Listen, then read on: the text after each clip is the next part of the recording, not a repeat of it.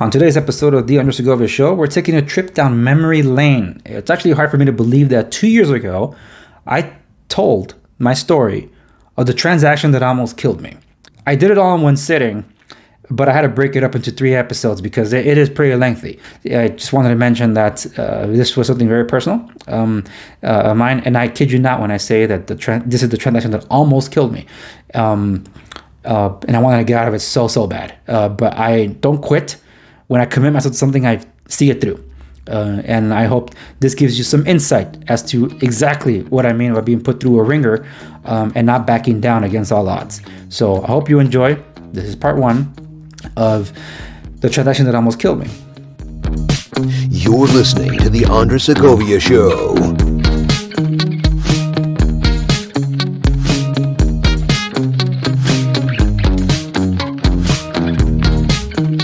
Welcome to the Andres Segovia Show, everyone. I am your host, Andres Segovia, and in this episode, I have a long-awaited, for those that follow the behind the scenes, this is a long-awaited episode. I have tried to post it before, but every time I try recording it, I get triggered. This is not an off-the-record thing. This is something that I can speak. I can feel free speaking publicly. It doesn't have to be reserved just for the off-the-record members, but believe me, this has been a long time coming for a lot of people that have been asking. So before I get into it, I just want to say that this is October. I don't celebrate Halloween for personal and religious reasons. But like any other person, I like telling some uncomfortable stories, scary stories, horror stories, suspense stories. You know, I enjoy those things. I like hearing some of them. I like telling some of them.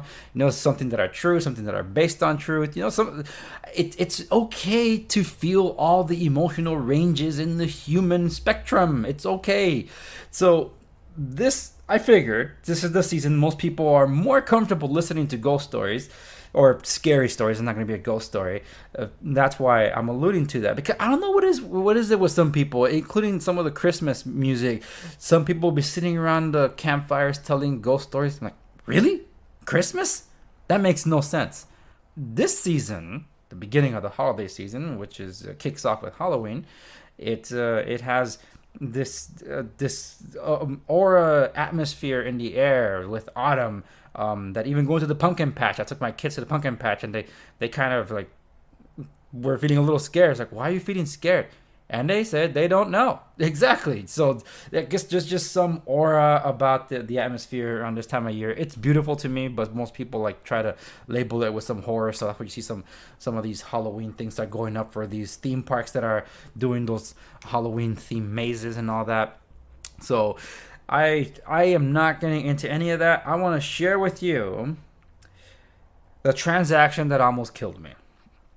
And I am not exaggerating when I say that it almost killed me. So if you're one of those people that do not like being emotionally disturbed, that do not like intense, suspenseful thrillers, that don't want their blood boiled or blood pressure raised, this is your opportunity to tune out, because once I get into it, I'm going to get into it. And it's quite a journey. And for that, I am going to up the creep factor with some background music as well, because I need it for this scary story. So, final warning that at the count of 5, or countdown from 5, I will be kicking off the transaction that almost killed me. 5, 4, 3, 2, 1. So I got a call from about 5 years ago, to the day almost, because it was September 2014 when this happened. The journey began. I got a call from someone that I greatly respect. I work with daily, and she asked me, because she's a client that is undergoing a financial situation where they were losing their property. So I was asked if I was interested in possibly trying to negotiate the short sale settlement with the bank, because the bank is actually interested, but the client weren't entirely sure if it was worthwhile or if they were even able to, and also they had no idea who to turn to for this kind of thing. So because I was a connection through our mutual contact, that's when I got reached out to. And I said, well, I guess I'd consider it. I haven't done a short sale before. So this was early on in my broker career. So I'm like, okay, fine. I'll be interested in taking it. And then my trusted person tells me they're losing more than one. So you successfully negotiate one, you'll probably be able to get the rest of the portfolio, which was about at least another 6 properties.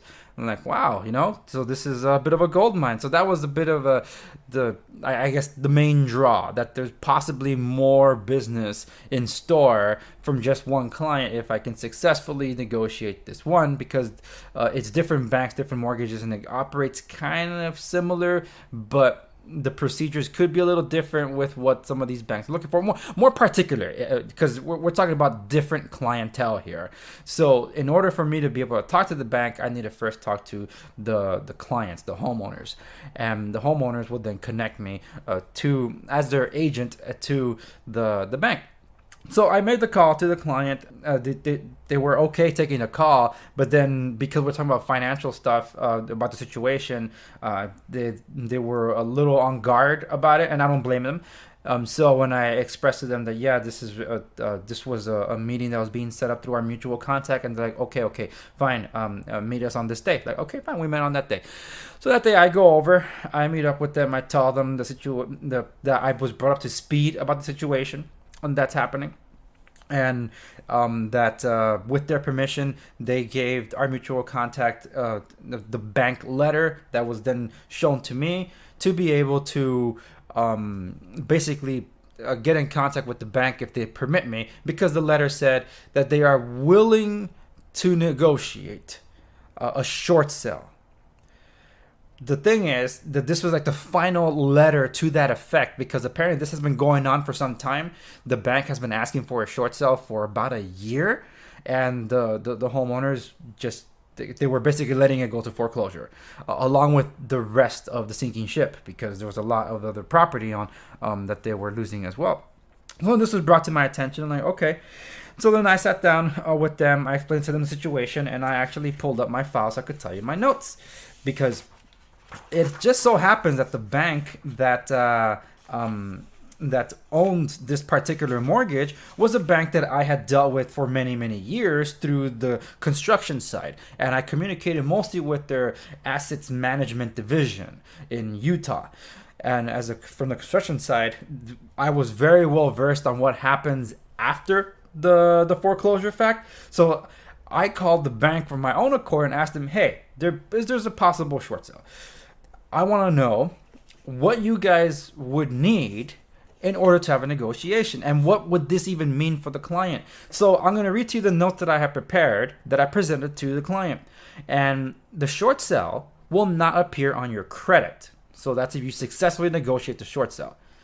It could take 2 to 3 years, though, for you to be able to apply for a loan, assuming you only lost the one house. We're talking about a bunch of other property here. So this is me helping them in their senior age to be able to have a road to recovery from this financial calamity that they were undergoing, because they were losing all their properties. And if I successfully negotiate one and they hire me to negotiate the rest, then I tell them, look, if I successfully negotiate all the short sales, all of them are short sold, in 2 to 3 years, you'll be able to apply for loans again, because you declare bankruptcy, you have to wait for about a decade. But a short sale, you can wait 2 to 3 years. And if you successfully negotiated the short sales, these will not appear in your credit. So you actually would want this, especially if you're that late in stage in life where you need all the help you can get if there's nobody else looking after you, which almost seemed to be the case with them. I did mention the credit will take a hit, obviously, because it'll appear as a debt settlement, but it won't appear as a short sale. Now, with this particular bank, I told them the review process for them to consider a short sale after submitting everything to them, it takes 21 days. And the thing is, during those 21 days, the bank will not give any updates. And if anyone calls in to request an update during that time, it actually hurts the progress. Yeah, believe that. Now, when it comes to a short sale, there is no cash out to the client who's selling the house, because it's a debt settlement. All of it goes to the bank.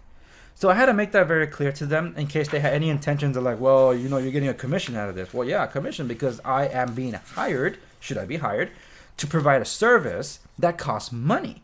And there's a lot of things that need to get involved with this. So after I explained this to them and went over a few other things, the client said, okay, it won't hurt to give it a shot. So, okay, let's give it a shot.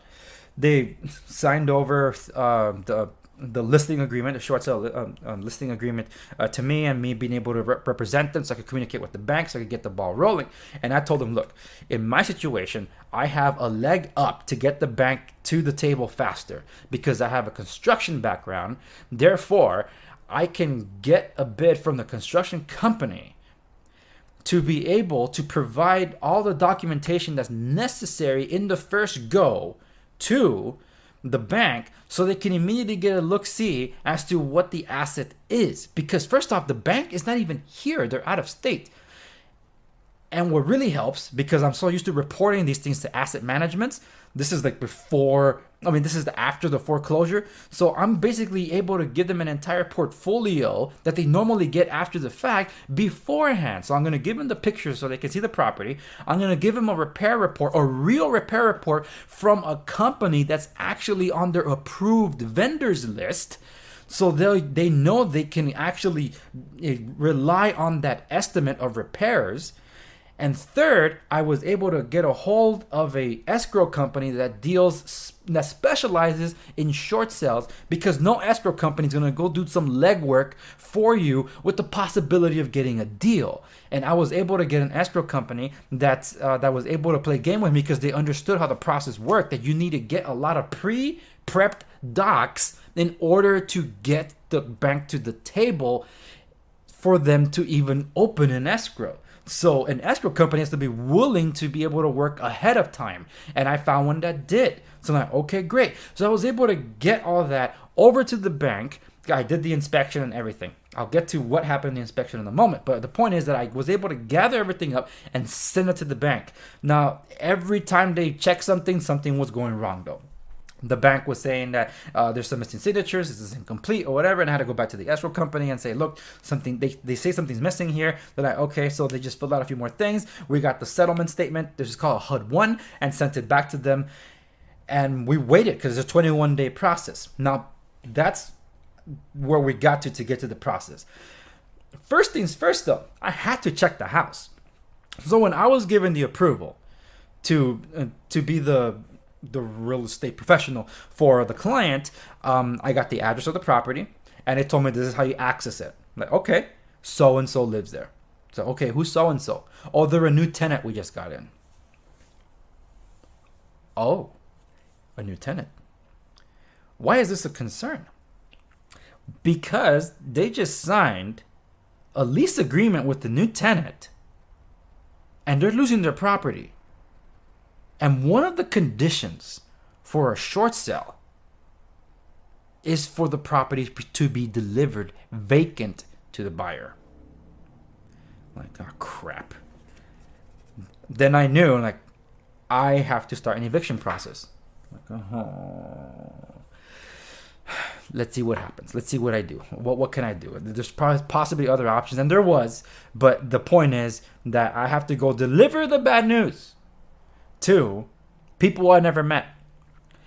So in order for me to even get this process going, I already told you that I was able to get an escrow company on my side. And because of my contractor connections, I was able to get a real bid.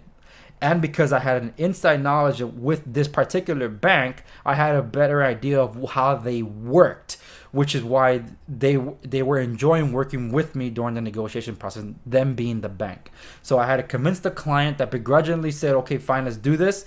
We'll see where it goes, the senior couple. And they told me about the tenants. So now I had to get the tenants on board with the situation. And there was no way of telling because I don't know these people. I don't know any of them.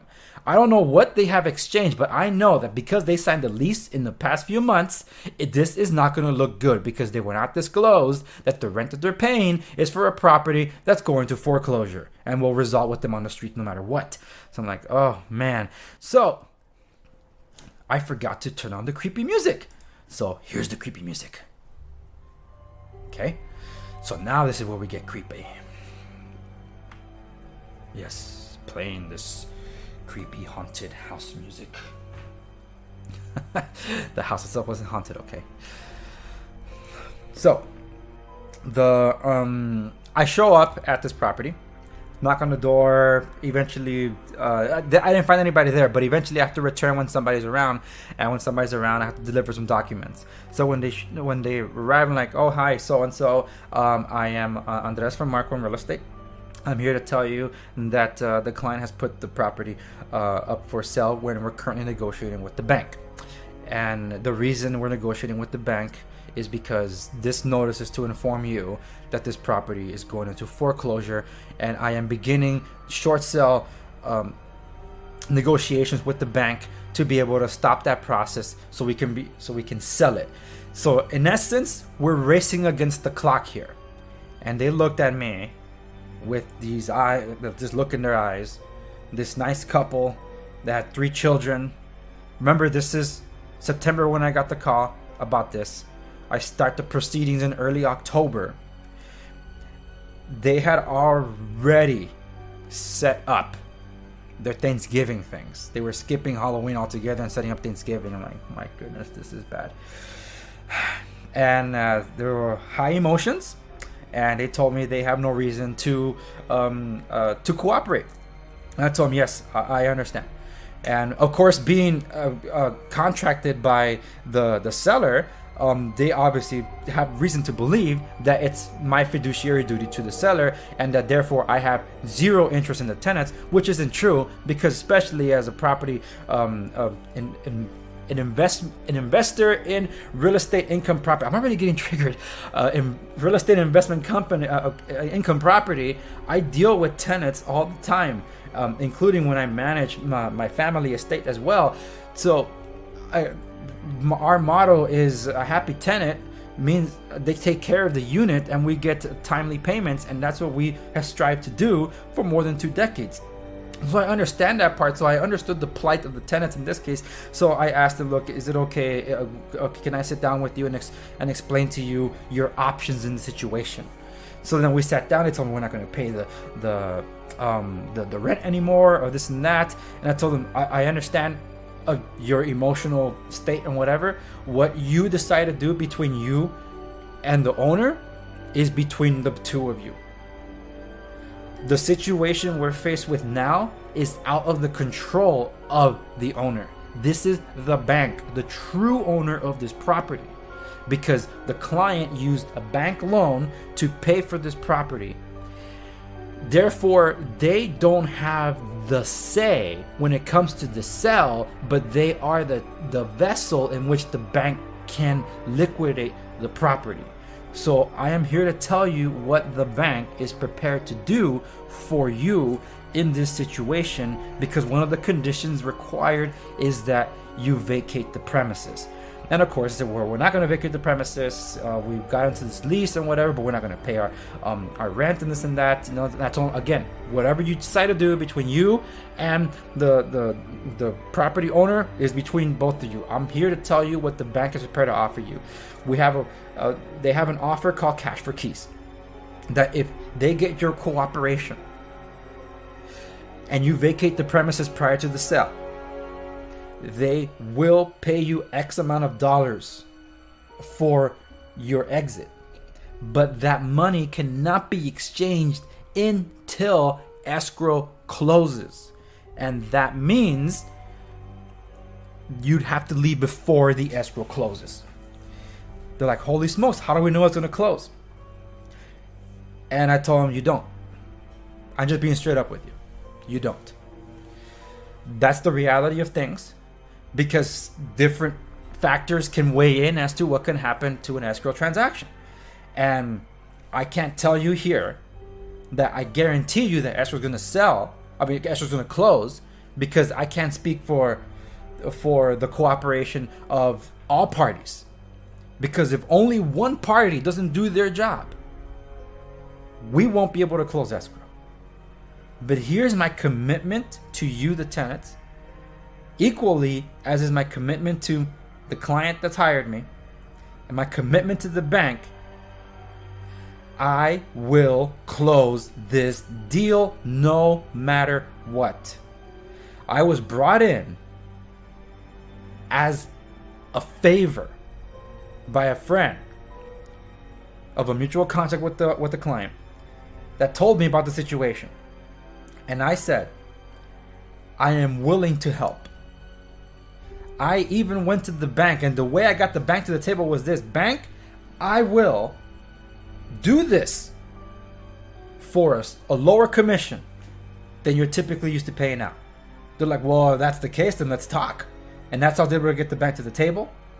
That's how I was able to get the seller, in this case the client's cooperation, because I was able to strike a chord with the bank.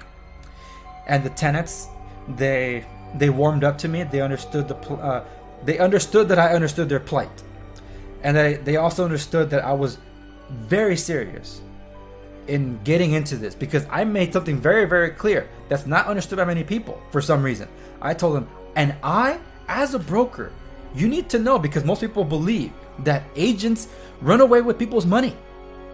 We don't get paid until escrow closes. So believe me, it's in my interest to get this deal settled and closed and make sure that escrow wires the funds, because my office gets the money first before they cut my check. So I need this to happen because it's in my interest, as would be for you, to get this going. So they gave me the cooperation. We exchanged information. They gave me my contact information, and I told them I will never let anybody show up without you knowing. Any exchange of correspondence, you'll hear from me first, and if I have to deliver something, I will. So that was my commitment to the tenants, and they, with some skepticism, of course, begrudgingly agreed, because they were realizing they weren't having much of any options here. I would understand, because I'm sure they did. They probably looked into their legal options by speaking to an attorney and contacting friends that they have that might be familiar with the process. But that had nothing more to do with me. It had more to do between them and the seller, if it ever got to that point. So let's go now to the 21-day process that the bank is having to review all of this, because I'm doing this entire review the bankers do this entire review, and I don't even know if they're even going to give the green light to consider this. So I turned everything over. They're like, okay. They said that they have some questions, as in, do you have a buyer? And it's like, well, I do have a buyer, and as someone that's interested in purchasing the property, but they would not purchase for any more than this much. And because of the state of repairs that the property is in, that was the bid that you saw. They're like, okay, well, if they can raise it up a little more, then we'll get to this point. So I was able to talk to my buyer that I did bring up, because I worked with sellers and investors. That's why I have a pool of investors that I work with. So I told them about this property, and they were able to provide an offer for it before going more so into the market. So it was able to be one day on the MLS, because there was some inside baseball that helped with this one. With this transaction to get them to the table, because I didn't have any time to market this thing. So my buyer ends up backing out from the process when the bank demands more. So I told them, okay, let me shop it around. Is it okay if I have time to shop it around? They're like, yeah, go ahead, but you don't have much time. You have like 5 days. I'm like, oh my goodness. Well, let me see if I can find a buyer. And sure enough, I was getting calls from the first day. Like the first day that was on the MLS, I already had my buyer. But then some other ones were coming in. They were coming in a little lower. So that's why my buyer was still the better option. So it's not like I wasn't trying to look after the interest of the bank, okay? Because I want to disclose first and foremost that my interest was in getting the bank and the sellers to come to an agreement to be able to proceed with the sale. And my buyer was very serious and was making a serious offer for the property. I wasn't trying to secure a low ball for my investor, but I was trying to secure a deal for them in a sense that they had a shot at getting a property for less than normally would be the case if it was a fixed up property, because this was it's a property that needed some upgrades. But with the situation being that and that the bank was not entirely happy with the offer, being a little lower than they wanted. That's when they said that they wanted to see even more bids. So my buyer backed out of that one. More people were contacting me through the MLS, but they were offering less than my buyer. So again, I was presenting the better offer to the bank. So I was looking after their interest. So when I went back to the people that had previously wanted to submit an offer and they were coming in low, I told them, look, I already had a buyer and they had negotiated around this price and the bank rejected it. So if you want a shot at that, you need to come in a little higher than that. And I counter offered of those other offers, and they came back with, one of them came back with the highest offer, all cash. And that's what the bank wanted to hear, that it was an all cash offer and that they were offering a lot better than my original buyer was, which was good. So when this buyer contacted me, it was the buyer contacted me directly and said, we want you to represent us. Like, okay, so you think that's going to help you in this sense then? That's what the original contact. I told them, I already have a buyer. So when my buyer backed out, I told him, look, my buyer backed out. Do you have an agent to represent you for this thing? And they say, no, we'd rather you did. So I'm like, okay, I'm willing to represent you then. And the bank liked it. But we kept going back and forth with the bank and escrow, because something kept saying that, look, something's missing. Like, what else is missing? And it was about like 20 something days into it where it looked like the short sale was going to fall through, because a glitch happened on their system. They're like, yeah, we're going to stop the short sale proceeding. We're going to proceed to foreclosure. I'm like, but why? Because something didn't turn up on the HUD-1. It's missing. You guys never provided it. Like, what do you mean you didn't provide it? I have an entire call log I've been keeping with you, bank, and this and that, and I spoke to so-and-so, and I have all the names, I have their ID numbers, and I have the dates and the times that I spoke with them. They're like, wow, you're very detailed. Yeah, I can't make all this stuff up. And I spoke to so-and-so in that department. They're like, oh, okay, let me look into this. And they looked into it, like, oh yeah, sorry, it is here. We're going to remove it off the list, off the thingy. We can proceed. Sorry about that. It was a mix-up in paperwork. Like, please don't let it happen again. Because that was a bit of a scare that we had gotten 1 month into this deal to make things work out. And then that thing happened. So, like, okay, we're going to proceed with our review process. And then we'll let you know if we need anything else. So, like, okay, good. So with the bank eventually saying, yes, we'll accept this offer, we'll work with it, we'll go for it, you have permission to open escrow. I informed the buyers, like, look, buyer, they accepted the offer, there'll be no more countering here, so let's get escrow opened and let's proceed. So I contacted escrow and so let's get this going. And the escrow rep that I had been working with, she said, great, I have a very trusted title company that's going to help us in this situation, because in these situations with short sales, we need to be very careful with title. I understand. So within the first 3 days, as you could tell, it's a very long story. So in the first 3 days, the preliminary title report comes back, and something pops up in the title report. They're like, hey, it looks like there's a second mortgage to this thing, not just one. It's like, okay, what does that mean? There's a second mortgage.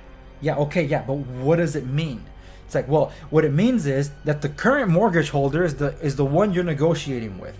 But there is a second mortgage holder that has rights to this property that doesn't know about this proceedings, and they must be let known beforehand about the situation, because they'll have to get involved in title in order for us to be able to clear title to then be able to sell it. It's like, okay, this was the clock that was starting as of that day, and I said, okay, I'll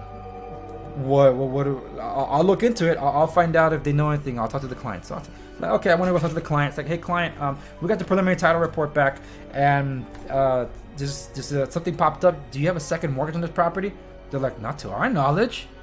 My goodness, what could it have been? They don't remember. And apparently that second mortgage was like over 10 years old.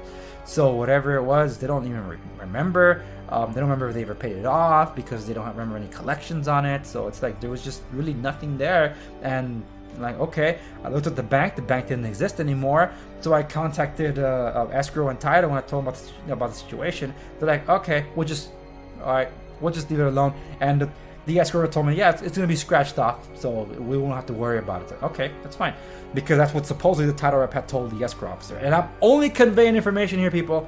I'm not saying this is what people should be doing. I'm just telling you what they told me. So I didn't think much any more of it, and just dealt with the transaction side of things with the buyer, seller, and the tenant. Then one day I get a call from the tenants. This is late October, nearing Halloween. So I get a call from the tenants, and they told me, how could you do this to us? This is not what we agreed upon. I'm like, I'm sorry, what are you talking about? They're like, you sent us a letter. I said, I didn't send you any letter. It's like, yeah, we received a letter that's demanding payment for the rent. I'm like, demanding payment for the rent? Oh, does it have the client's name on it? It's like, yeah, it has the client's name on it. It's like, okay, that has nothing to do with me though. Did you guys stop paying the rent? Yeah, we stopped paying the rent because he's not paying the mortgage. It's like, okay, remember, that's between both of you. But please, let me talk to the client. Because they said, yeah, you better talk to the client, because we're not going to move out anymore. We're not going to cooperate with your transaction anymore. So I'm like, oh crap. Let me just talk to the client, okay? Because I cannot lose their cooperation, because they don't leave. I cancel the property because the buyer's expecting the property to come in vacant per the agreement, because the bank said they only sell if it's vacant. And the buyer has said they will not take it without being vacant. And I can't successfully negotiate a short sale if I don't have a buyer that will acquire the property. In this case, vacant. So I call up the client. I tell him, and I'm upset because, like, did you send a demand letter to the tenant? He's like, yeah, I did. It's like, oh, come on. It's like, Andres, I'm suing them. It's like, oh my goodness, you're suing them. It's like, yes, Andres. I mean, they're being kicked out. When they're kicked out, they still owe me rent per the lease. It's like, well, technically he's right. So that's a lesson for you folks. A landlord still has the power to do that, because you enter an agreement with him. You didn't enter an agreement with the bank. So back to the thing. And when he told me that, I'm like, oh my goodness, sir, do you understand that I'm losing the cooperation of the tenants? I might not be able to successfully negotiate this short sale if I don't have the cooperation. Well, I don't mean to step on your toes here, but whether you negotiate it successfully or not it means nothing to me. I just want to make sure I secure my money. He said that because he knows that this is the debt settlement with the bank. He's losing the property. He doesn't care. The bank is the one that cares about the money. I'm giving them a way out to be able to successfully negotiate a debt settlement that could help them get back on their feet 2 to 3 years from now. But instead of seeing that, they're looking at the now. That's my rental money. Once they leave, how am I going to get my money from them? I'm suing them to secure my funds. I want to get a judgment against them to make sure they pay me the rent that I'm owed.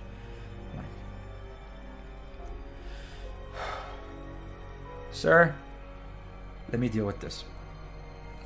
So I drive straight to the property, which is about 30 miles from where I typically am, and it's about a 1.5 hour drive in traffic every time. So I go over, I see the tenants, like, hi, I came directly to you. Can I see the letter? It's like, yes. And so I got the letter. I sat down with them and I'm reading it to them. Like, then I'm really understanding what this is.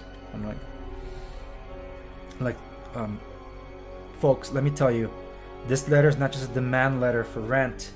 He's suing you. Whether you stay here and this property goes to foreclosure, or whether you cooperate and leave, it's no different now. He's coming after you.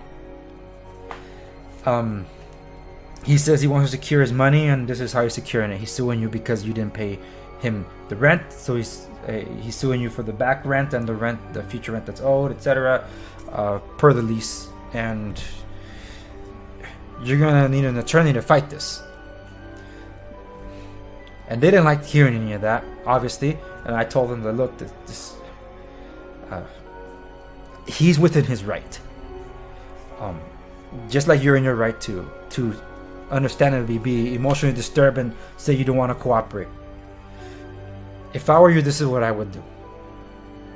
I would cooperate with the transaction.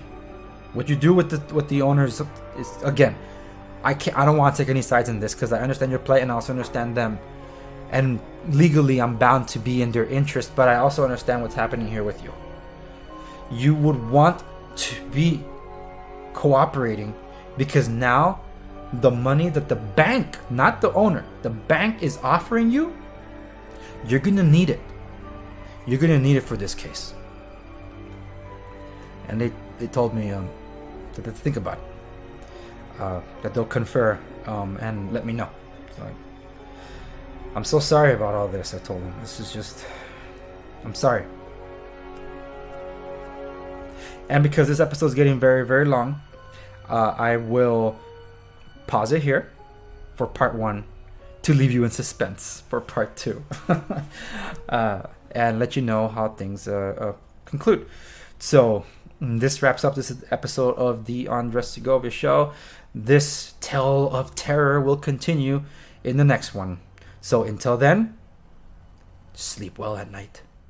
Hey, you made it to the end. I hope that means you liked this episode. So by all means, to show your support, hit that like button down there. Don't forget to subscribe if you haven't done so already. And if you please would, share this with somebody you know that will benefit from the content of this channel.